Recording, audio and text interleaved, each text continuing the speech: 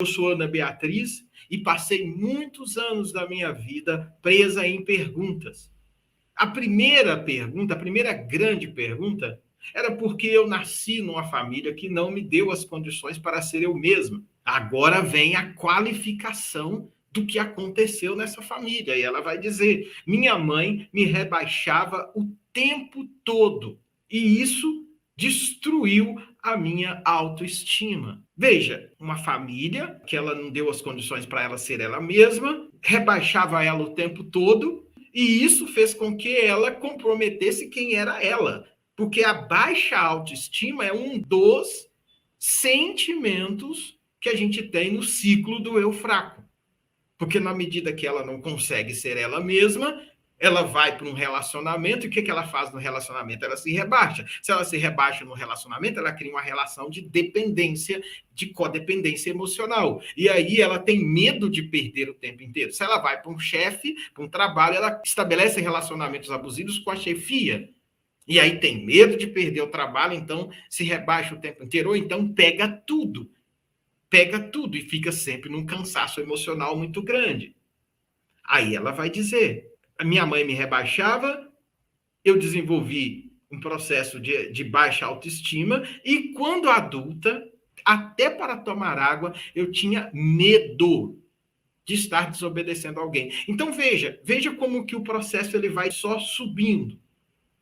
Família não me deu as condições para ser eu mesma, me rebaixava, eu tive problemas na autoestima, e aí ela chega, então, na dificuldade de tomar decisões, porque se ela tem dificuldade de estar achando que está sempre desobedecendo alguém, isso significa que ela vai ter, em instâncias maiores, a dificuldade de tomar decisões por conta própria. E aí vem o processo óbvio do medo que está ligado à culpa. Porque se ela toma por ela mesma, ela fica culpada. Se ela não toma, ela também fica culpada. E aí ela vai dizer: por isso eu entrei num caracol tão profundo de perguntas que eu cheguei a questionar a minha própria existência. Eu quero que você grave isso aqui. Isso aqui para a gente é muito importante para eu conseguir explicar para você por que você não é um acidente de percurso. Boa parte ou muito da sua angústia é porque, indiretamente, essa história da Ana Beatriz, por isso que eu escolhi ela,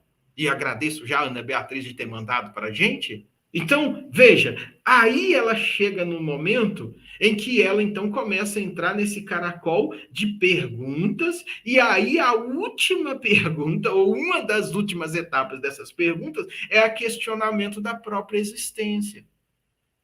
Questionar por que eu estou aqui. Por que eu nasci? Se é tanto sofrimento, se é tanta dificuldade, se eu não consigo ficar em mim mesmo, não consigo o básico para eu poder viver, por quê? Por quê? É isso que eu quero que você entenda hoje. Fique ligado nessa questão hoje aqui, porque talvez você se identifique com a história da Ana Beatriz. Porque é essa história que eu quero mostrar, a partir dela, das algumas questões que ela coloca, por que você não é um acidente de percurso.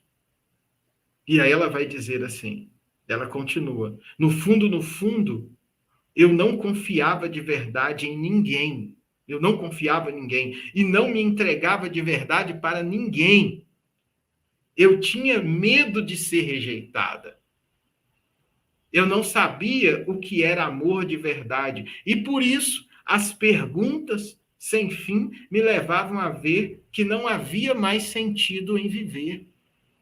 Olha para vocês perceberem como é que esse caracol do ciclo do eu fraco faz perguntas que muitas vezes você não consegue responder, a não ser que alguém proponha que você volte ao passado ou que encontre a tal pessoa que fez com você. Aí sim a pessoa vai sair desse caracol. É isso que ela acredita? Se ela acredita assim, a vida dela ou a sua vida fica condicionada a outra pessoa. E a vida condicionada a outra pessoa te coloca de novo numa prisão ou do passado ou do próprio presente, porque se a pessoa não mudar, você também não muda. Se a pessoa não movimentar, você está com a sua vida, de certa forma, travada. E é isso que a gente vai tentando desfazer, para você não depender da transição do outro, da mudança do outro, da fala do outro, para você movimentar a sua própria vida. E aí ela continua. Eu não sabia o que era amor de verdade, por isso as perguntas sem fim me levavam a ver que não havia sentido em minha vida. Para mim, eu não deveria ter nascido. Aí ela chega a essa conclusão. Eu achava que eu era um acidente de percurso.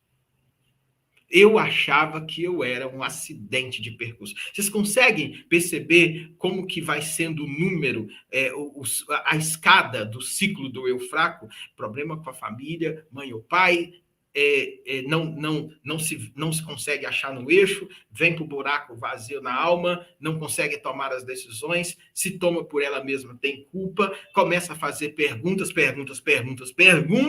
e aí a última das perguntas, ou a pergunta talvez mais doída, que causa maior angústia, é essa sensação de que você não deveria ter existido. E tudo porque está num único referencial, e no coração e na mente acredita que é só esse caminho que existe. Que uma dos sentidos profundos da angústia é não saber que existem outros caminhos para a gente. Aí ela vai dizer, eu achava que eu era um acidente de percurso. Só isso. Eu não conhecia, aí começa o processo. Preste atenção agora. Aí ela vai dizer, eu não conhecia o primeiro nascimento que você fala no método da travessia. Eu não conhecia. Aí ela diz, eu ouvia falar alguma coisa parecida com isso, mas como eu não aceitava ser cuidada, eu não aceitava ser amada, eu não conseguia experimentar. Isso aqui é muito importante. Esse ponto é muito importante.